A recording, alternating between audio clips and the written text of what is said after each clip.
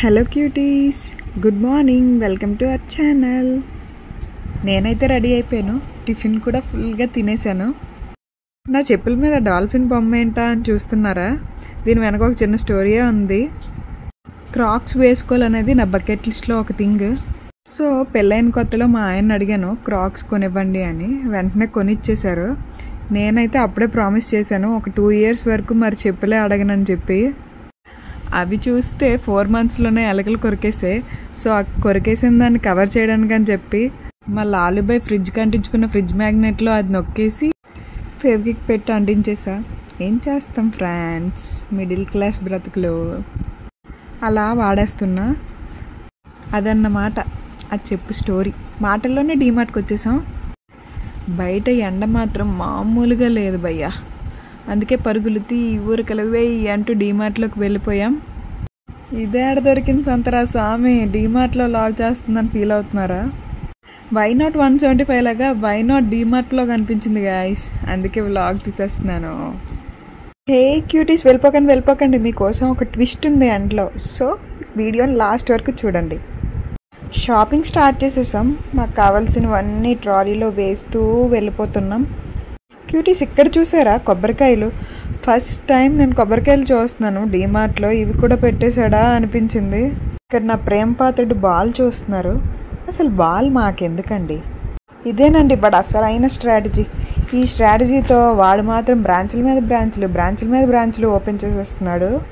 మనం మాత్రం 2000 బిల్ చేయడానికి వెళ్ళి 5000 బిల్ చేసుకొని వస్తున్నాం.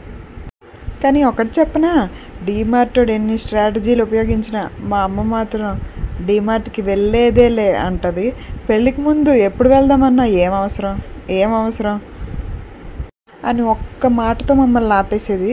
ఇప్పుడు మాత్రం మనల్ని ఎవడరా ఆపేది అంటూ ఒక హెయిర్ క్లిప్ కావాల్సి వచ్చినా ఏమండి డీమార్ట్కి, ఒక లేస్ ప్యాకెట్ కావాల్సి వచ్చినా ఏమండి డీమార్ట్కి, ఒక ఐస్ క్రీమ్ కావాల్సి వచ్చినా కూడా ఏమండి డీమార్ట్కి తీసుకెళ్ళండి అని ఒకటే మాటతో నెలలో 4 సార్లు దూసుకుపోతున్నాను.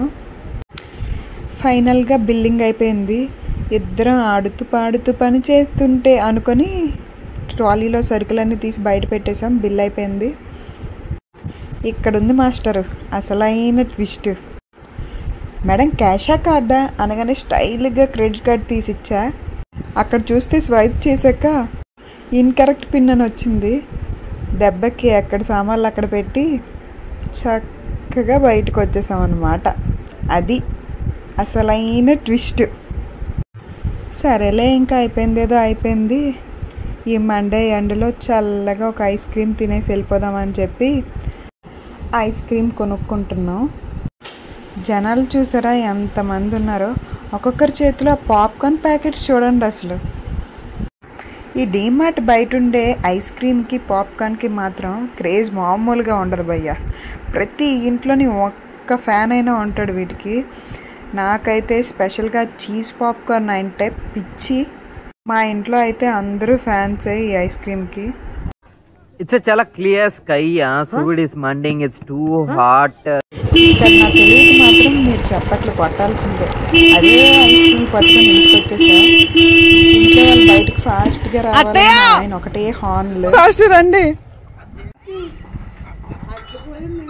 పాపం నేను అరిచిన అరుపులకి మా అత్తయ్య అడిలిపోయారంట. అంతే క్యూటీస్, అయిపోయింది రోజుకి.